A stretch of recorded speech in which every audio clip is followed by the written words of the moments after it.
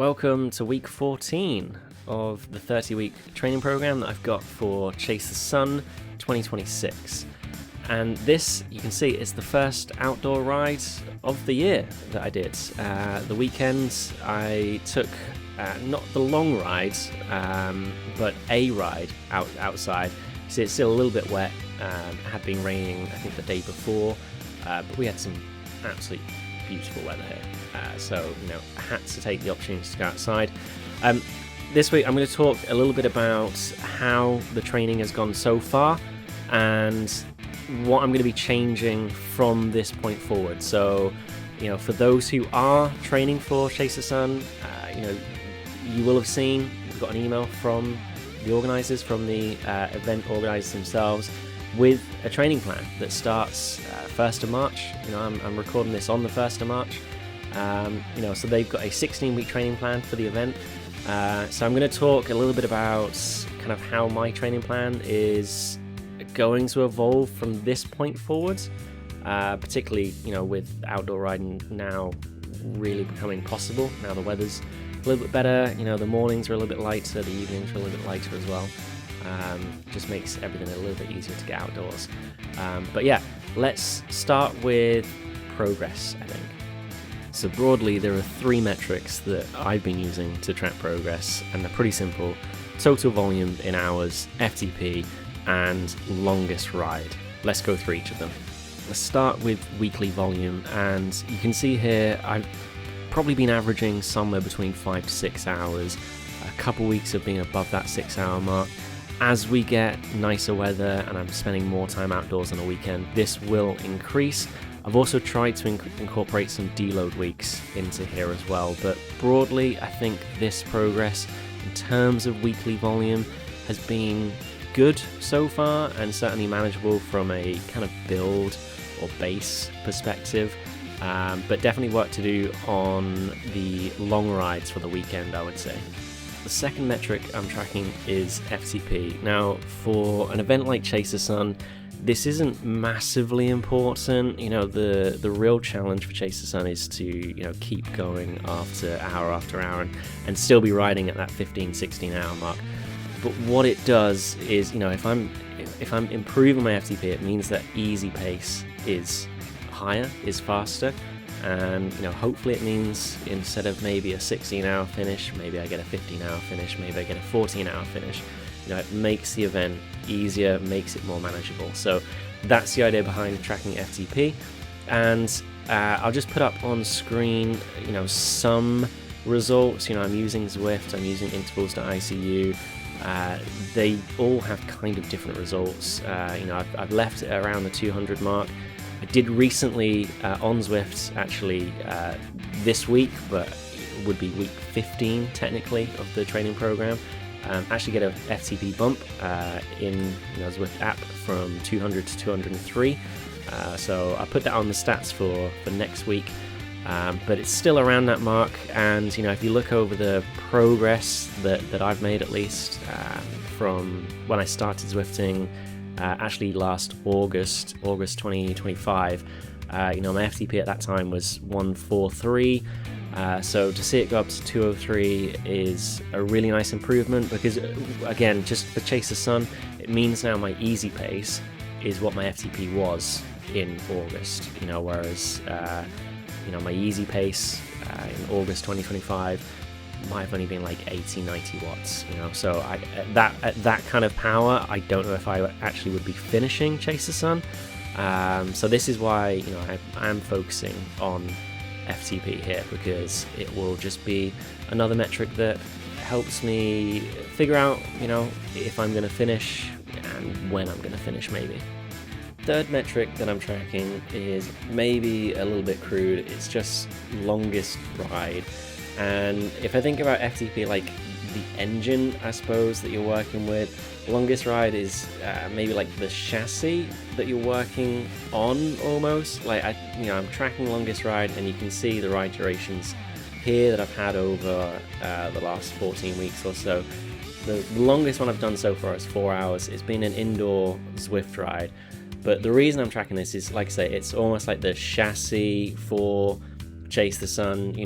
After 10, 11, 12, 13 plus hours, whatever it might be, you know, contact points really matter. You know, small things like in the past, you know, my neck has struggled, you know, when I've had like a helmet on for that long, you know, I'm just not used to it. So it's little things like that that, you know, make a big difference at the end of a really long day. So I'll continue tracking this. I think it's a really helpful metric, and as we now kind of move into spring, I think this will, you know, it will be an important one to track as well going forward. The other thing actually is I do have my first Sportive coming up. Next weekend I'm riding the Cambridgeshire Classic Sportive, the long route. It's 128 kilometers, not too much elevation, so should be okay. Kamut thinks it will take about 6 hours riding at a moderate pace, which for Kamut is 21 kilometers an hour, so we'll see how I get on with that. But I think that'll be the first real test for longest rides and really for the training program so far. So looking forward to that, and hopefully we'll be able to bring an update for everyone following that Sportive, first Sportive of the season that will be. A bonus metric as well, not really tracking this one seriously, but it is a fun one to track, is Zwift races. When the Tour de Zwift was on, I was doing the Zwift races there. I completed the Ultimate Challenge, or whatever it was called, from Tour de Zwift, all 18 races, all 18 stages even. Now we're in the middle of Zwift Games, and I'm racing each of those as well. I signed up for a website called zwiftpower.com where you can see your race results, and I'll put up on screen here, you know, you can see the progress from each of those races from the start of this year, the start of 2026, to, you know, this week essentially, or week 14 that we're talking about now. And, you know, you can see that progress is very real, from like 2.6 watts per kilogram up to like 3 watts per kilogram on the last couple races. And, you know, this is, like I say, it's more of a fun metric to track. Doing well in Zwift races isn't going to help massively on the day of Chase the Sun, but it's you know, it's similar to the idea of why I'm tracking FTP, right? Is that it will hopefully make the easy endurance effort that is needed for Chase the Sun easier, essentially. So yeah, nice little bonus metric to track there for anyone who is, you know, riding indoors and enjoys Zwift racing, which I found it to be just a really fun thing to do. You know, post Chase the Sun, I'd definitely be, you know, continuing with the Zwift racing 100%. Alright, so I want to talk training plan changes as we're moving into nicer weather. I'm kind of transitioning really towards more of a build phase now, you know, rather than a kind of base phase that I guess I was in before. I'll put up on screen what I was doing before. I had this in an earlier video. I was doing a sweet spot session on Tuesday. I was doing a zone 2 ride on Thursday, a Zwift race on Friday, and then usually a long ride on Sunday as well. This works really nicely, especially through like Tour de Zwifts. You know, the rides kind of just lined up quite nicely with this plan. But as we're moving to, you know, nicer weather, and I want to move more to a build phase, because the gap I've got at the moment really is the long rides, right? I need to get more long rides in. So I'm going to shift to a slightly different plan, and we're going to shift to a plan which I'll put it up on screen now. It looks like this. So it's really similar. I mean, I'm keeping the Tuesday sweet spot session. I put it down to 1 hour rather than the 1.5 hours. You know, I'm kind of following a trainer road program, although maybe not like to the letter as I should. But typically those are 1 hour sessions. Then there will be on the Wednesday usually like a 30-minute zone 2 spin, essentially. Trainer Road wants me to do like another sweet spot session usually on a Thursday. I'm gonna probably Zwift race instead. You know, I've already talked on this video like why I do that. It's just fun, you know, and it's it's a hard workout, the Zwift races as well. So I'm gonna keep that on Thursday, and I've moved it from Friday because I don't want that Zwift race to actually impact the long rides. Like, those are the important bit of this weekly plan, right? So I've shifted that, moved it a day forward essentially, so I can take Friday as a rest before the weekend, and then the weekend I'm going to try and stack back-to-back rides from this point forwards.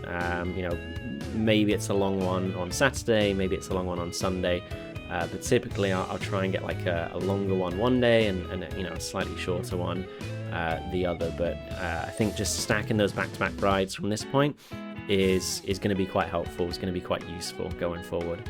So that was week 14. I'm technically recording this at the end of week 15, and I will say week 15 has been excellent. This footage you're seeing was, I think, the first outdoor ride actually of 2026. Week 15, I had my first group ride of 2026 as well. So I'll try and bring some footage for that next week. It was really good. Like I say, the next weekend as well for me is the Cambridgeshire Classic, which will be a really cool event, hopefully. So I'm massively looking forward to that.